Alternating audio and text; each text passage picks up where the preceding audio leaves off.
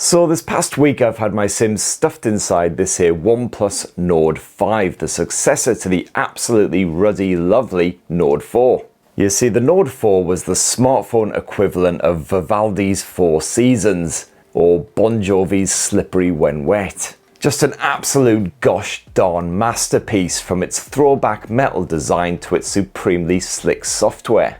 So how do you follow up an absolute banger like that? Well, OnePlus has tweaked and polished and generally buggered about with quite a few bits for this year's Nord 5, although not always with positive results. It'll cost you £400 here in Blighty, and here's my full in-depth OnePlus Nord 5 review. And for more on the latest and greatest tech, please do subscribe, ding that notifications bell. Cheers! Now, one of my favourite bits of the Nord 4 was that gorgeous sleek metal finish, but apparently the people have spoken. And according to OnePlus at least, what they actually want is simple, refined design. In other words, a smartphone that looks like all other smartphones. So unfortunately, what we get here with the Nord 5 isn't a glorious refinement or evolution of that throwback metal design from the Nord 4. What we get is this. The people have spoken, and as usual, the people are f***wits. It's you. You're the reason we can't have nice things. So somewhat tragically, the Nord 5 sports a regular glass back like pretty much all of its rivals. I mean, fair play, it does look rather smart, certainly quite inoffensive, but it just doesn't stand out in any way. Although the subtle, almost purpley glow of this here Phantom Grey model is rather nice. Your alternative launch models are Dry Ice, which is a smashing light blue colour, and a marbly type design that I can't remember the name of, but at least it's a bit more standout. And at least OnePlus was sensible enough to slap a matte finish on this back end, so it doesn't get very grotty or grimy. You'll just occasionally need to give it a bit of a buffing. Although that camera bump isn't exactly subtle, does stick out a wee bit, which unfortunately means the Nord 5 does fail the jiggle test. Now, the Nord 5 has slightly grown in size compared with the Nord 4 to a positively trouser expanding 6.83 inches. Though mercifully, you do at least have reasonably skinny bezels surrounding that screen, so it's not a comedically massive phone. It doesn't feel like you're trying to stuff a tablet into your pants or anything, but it is rather iPhone-y. Yet again, quite flat edges, not much curvature around back, just a wee bit around the corners to make it a little more comfortable to clutch. You do have plastic edging here on the Nord 5 as well, which shows it is a more budget-friendly option, but overall at least it seems pretty rugged. No scratches or scuffs anywhere on this thing to speak of. You've got a pre-installed screen protector on it, and it is IP65 rated, not fully IP68 water resistant like some rivals, but it can still get pretty ruddy damp without a worry. And of course you've got that speaker cleaner feature again, just in case any watery guff infiltrates the bottom. So overall the design is alright, but it certainly is a downgrade compared with the Nord 4. Not going to have any Parisians creaming their kecks anytime soon. But on the flip side though, that OxygenOS 15, just as gloriously smooth as ever, feels so responsive with these super slick animations, complete with 4 guaranteed OS updates and 6 years of security patching thrown on top. And yeah, that's not quite as generous as some rivals like Samsung and Google, who offer sort of 6 or 7 OS updates, but it's kind of hard to grumble about. To actually unlock this wee bugger, you've got yourself an optical in-display fingerprint sensor like most rivals, and it's pleasingly responsive. I've had absolutely zero jip from it this entire time. And as always, OxygenOS highly customizable, lots of different themes that you can personalize. You can piddle around with the likes of the fingerprint animations, you've got a bit of edge lighting action. And if you're not a fan of something, you can generally change it. So if you don't like the way that the notification center and the control center are split apart, well, no bother, you can sort that out with just a quick tap. And you can drag it down from anywhere on screen or replace that gesture with a good bit of shelf action. But the big change for the Nord 5 is certainly the introduction of that plus key. And this of course replaces the iconic long-standing alert slider, although you can effectively turn the plus key into another alert slider, but performing the exact same functionality just in a slightly different way. And yes, it certainly does appear to be an idea that is possibly cribbed from another manufacturer. In fact, if you go into the Nord 5's settings menu and dive into the plus key section, OnePlus is rather shamelessly and hilariously not even trying to mask its influence here. And I found I did get used to the plus key pretty quick. It's perfectly positioned and I never accidentally activated it when I didn't want to, mostly because you have to press and hold it in for it to actually do anything. You can't just give it a quick tap. And gotta say, that old alert slider, I did find occasionally I would accidentally nudge it into loud or silent when I was slipping the phone into my pocket, so this is probably actually a better option. And as I said, you can basically make it mimic an alert slider. I've mostly stuck with the do not disturb functionality because that's quite handy to slap on before I start shooting a video, etc. Unfortunately, the plus key isn't as customizable as I would have hoped or liked. And certainly not as customizable as Apple's effort. You can't map it to any app that you've downloaded, for instance, or create your own macro. But of course, that is something that could be quite simply sorted in a future update.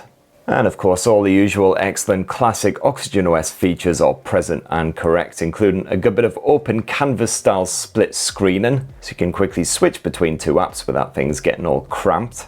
Good bit of Zen modes, of course, quite handy if you want the entire metal smartphone hating world to piss right off for a bit. Not that I'm bitter about that or anything. And of course, you've got all the obligatory AI shenanigans stuffed on here as well. AI translation, AI search, yada yada yada. And of course, all the usual Google shenanigans, including Gemini and a bit of Circle to search as well if you want to know a bit more about something you've just spotted on the internet or whatever.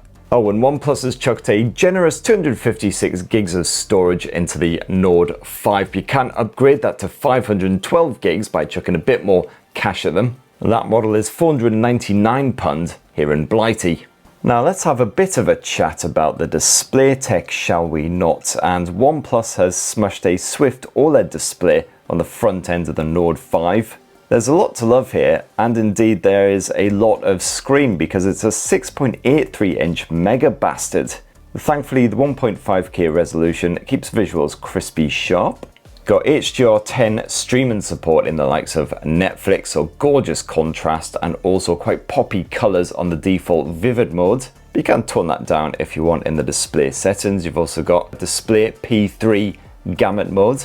And the brightness peaks at just under 2000 nits, which is more than enough to see what is going on, even in the most powerful face melting of sunshine, which we have actually experienced here in Blighty while I've been testing this thing. Just left it on the auto brightness, and even when I was wearing shades outside with the sun literally glaring off that screen, I could still clearly read text, see what was going on, etc. You've also got proper PWM dimming for anyone who's a bit more sensitive to OLED flicker, and it maxes out at 144Hz refresh rate as well if you happen to play any games that support that.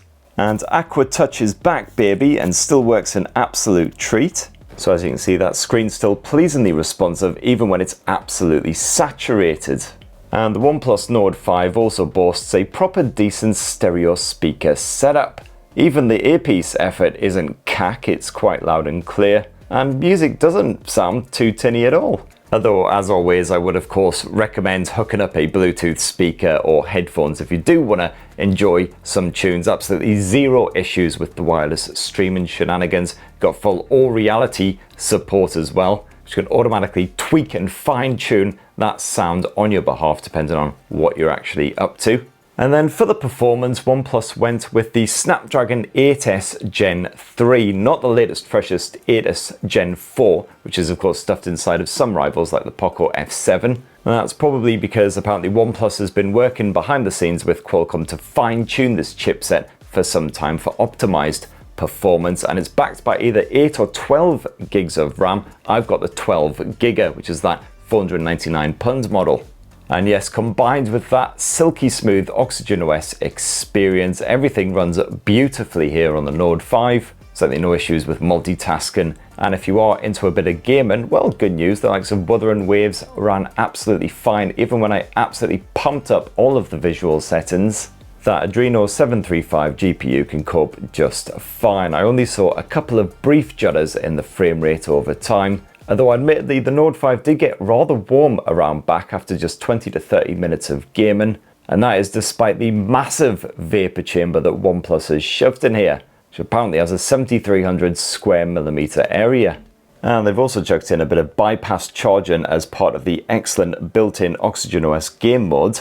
So you can keep the phone plugged in while you're gaming, but it just prevents the battery from charging at the same time to stop the phone from getting even hotter.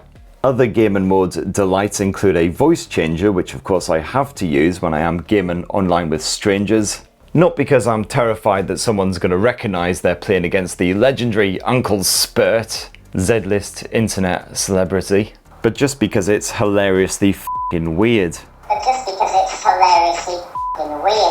Now the OnePlus Nord 5 sports a 5200 mAh capacity battery, a slight downgrade from the Nord 4, and certainly not the 7000 mAh beast that some leaky blokes online were hinting at before the Nord 5 actually launched. But thankfully, unless you're a bit of a Wuthering Waves addict or whatever, it doesn't really matter that the battery is pretty teeny compared with some rivals like the Poco F7, because the actual battery life is still rather splendid. If I wasn't doing any gaming, the lowest I managed to actually get that battery meter after a full long intensive day was around 30%, and that was with a full 90 minutes of Android Auto streaming action, almost an hour of video chatting, plenty of camera play, lots of recording and photo shooting. And so I certainly never managed to actually get this thing in the battery saver mode at the end of a very long day, unless I was gaming, in which case the power is sapped pretty quick. Certainly with titles like Wuthering Waves, for instance, you can get around 3.5 to 4 hours of gaming on that from a full charge before the Nord 5 is completely wiped. But of course it does fare much better with less demanding games like Call of Duty, PUBG, etc. You can at least double the amount of time you can get gaming on this thing. And when you do want to power it back up again, well, the Nord 5 supports 80 watt Super VOOC fast charging, which is pretty bloody good for a mid-ranger, although it is still a slight downgrade from the Nord 4, which supported 100 watt fast charging. And yeah, there's bugger all wireless support once again. So let us conclude this lovely bit of Nord 5 review action with a squint at the old camera tech. And what you have here is a 50 megapixel primary shooter using the Sony LYT700 sensor, slightly upgraded from the LYT600 of the Nord 4, complete once again with OIS. And yes, that is backed by your basic bog standard ultra wide angle shooter. Now the Nord 5 apparently nicks all of those lovely image processing algorithms from the OnePlus 13 flagship, and certainly in HDR type situations it's a massive success. I was impressed by the level of detail in dimmer areas without resorting to oversaturating everything in the image, iPhone style. That said, occasionally because of some sort of processing brain fart, the Pro XDR smarts did not kick in, which resulted in a dimmer, flatter photo.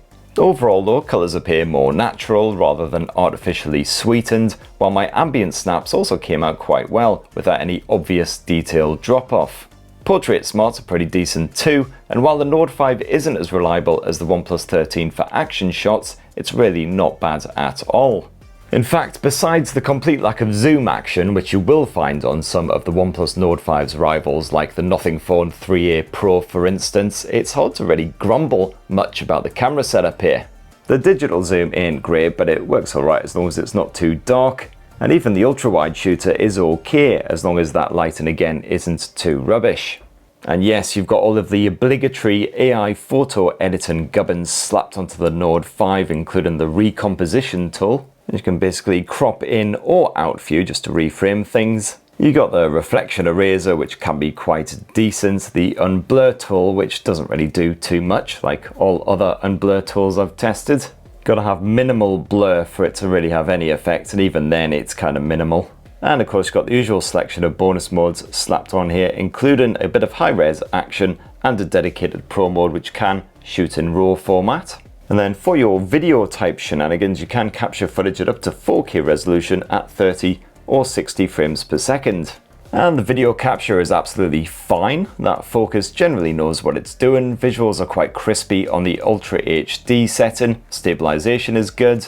And on the sound front, your point of view audio is clearly picked up, although it could be a little bit louder from the other side, the bit where the camera lenses are actually pointing.